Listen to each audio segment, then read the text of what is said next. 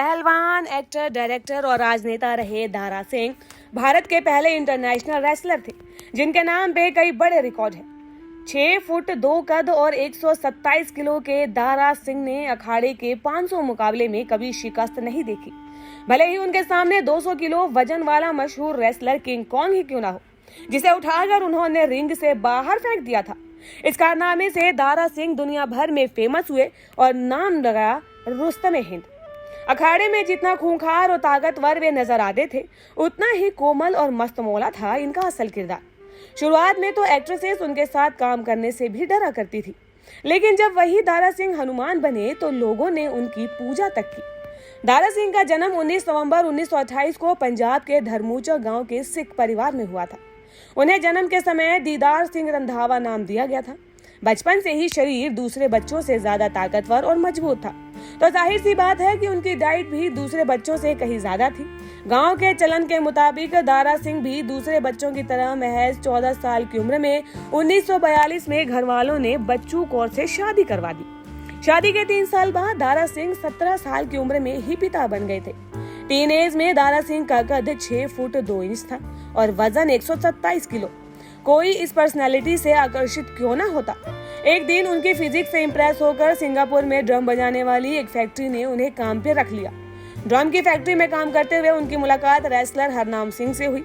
वो भी दारा सिंह को देखकर उनकी ताकत को भांप गए थे। रेसलर हरनाम सिंह की सलाह पर ही दारा ने उन्हीं से ट्रेनिंग लेकर रेसलिंग शुरू कर दी थी। ट्रेनिंग पूरी हो जाने के बाद उन्होंने वर्ल्ड चैंपियन बिल वर्ना, फिरपो, जॉन डिसिल्वा, रिकी डोजन, सकाई हाइली जैसे पहलवानों के साथ उन्होंने रेसलिंग की। अपनी मजबूत बॉडी को फिट रखने के लिए दारा सिंह रोजाना 2 लीटर दूध पी जाया करते थे। इसके अलावा उनकी डेली डाइट में आधा किलो मटन, घी, 8 से 10 रोटियां, 100 बादाम, काजू, किशमिश के साथ 10 चांदी की परत वे खाया करते थे। विदेश में कुश्ती कर रहे दारा सिंह का भारत में नाम हो रहा था। यही कारण था कि उन्हें हिंदी फिल्मों में काम करने के ऑफर मिलने लगे। उन्होंने 1952 में दिलीप कुमार की फिल्म संग दिल से फिल्मों में जगह बनाई। हालांकि इस फिल्म में उन्हें एक स्टंट एक्टर का काम दिया गया। चंद कामयाब फिल्मों के बाद से ही दारा सिंह को बड़ी फिल्में मिलने लगी, लेकिन एक समय में दारा के पास इतनी फिल्में हो गई कि उन्हें कसरत करने का टाइम ही नहीं मिलता था। उस समय दारा फिल्मों में काम करने के साथ साथ पहलवानी भी किया करते थे, लेकिन उनका ध्यान बढ़ चुका था। उनका सपना था वर्ल्ड चैंपियन बनना, लेकिन जब डाइट भी बिगड़ने लगी तो दारा सिंह ने सारी फिल्मों के ऑफर ठुकरा दिए और दोबारा पहलवानी की तरफ रुख कर लिया। 1955 में दारा सिंह ने 500 प्रोफेशनल रेसलर के साथ लड़ाई की और उनका आखिरी मुकाबला हुआ वर्ल्ड चैंपियन किंग कॉन्ग से। जब दोनों रिंग में उतरे तो हर किसी को लगा कि ये 127 किलो के वजन वाला नया लड़का 200 किलो के किंग कॉन्ग के सामने कैसे टिकेगा, लेकिन दारा ने अपनी मजबूती से मैच पलट दिया। दारा ने किंग कॉन्ग को न सिर्फ पछाड़ा, बल्कि उनके भारी भरकम शरीर को अपने दोनों हाथों से हवा में उठाया और सीधे रिंग से बाहर ही पटक दिया।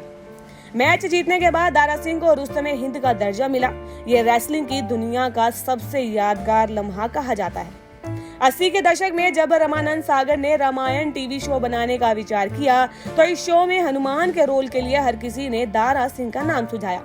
इकलौती वजह जो मानी जाती थी वो थी दारा सिंह का कोमल स्वभाव और उनकी कदकाठी। जो शख्स 200 किलो के किंग कॉन्ग को उठाकर फेंक सकता है, आखिर उससे ज्यादा बेहतरीन हनुमान के किरदार के लिए कौन होता। दारा सिंह को हनुमान बनाने का एक कारण ये भी था कि वो पहले ही माइथोलॉजिकल फिल्मों में भीमसेन, भगवान शिव और बजरंग बली का रोल प्ले कर चुके थे। रमानंद सागर ने दारा सिंह को कॉल किया और कहा कि दारा, मैं तुम्हें हनुमान बनाना चाहता हूँ। तो दारा ने जवाब दिया, सागर साहब, मैं अब 60 साल को हो चुका हूँ, आप किसी नौजवान लड़के को क्यों नहीं ले लेते। रमानंद सागर भी अड़ गए और दारा सिंह को रोल के लिए चुन चुके थे, लेकिन सबसे बड़ी दिक्कत अब आई जब शो के ज्यादातर डायलॉग संस्कृत में रखे गए। अब जो दारा सिंह हिंदी में कमजोर थे, वो संस्कृत कैसे बोलते। ऐसे में उनके सभी डायलॉग डबिंग आर्टिस्ट से बुलवाए गए।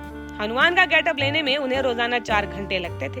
1986 में रिलीज हुए टीवी शो रामायण में हनुमान बनने से दारा सिंह को ऐसी पॉपुलैरिटी हासिल हुई कि वे जहां भी जाते उन्हें भगवान का दर्जा देकर लोग आशीर्वाद लिया करते थे।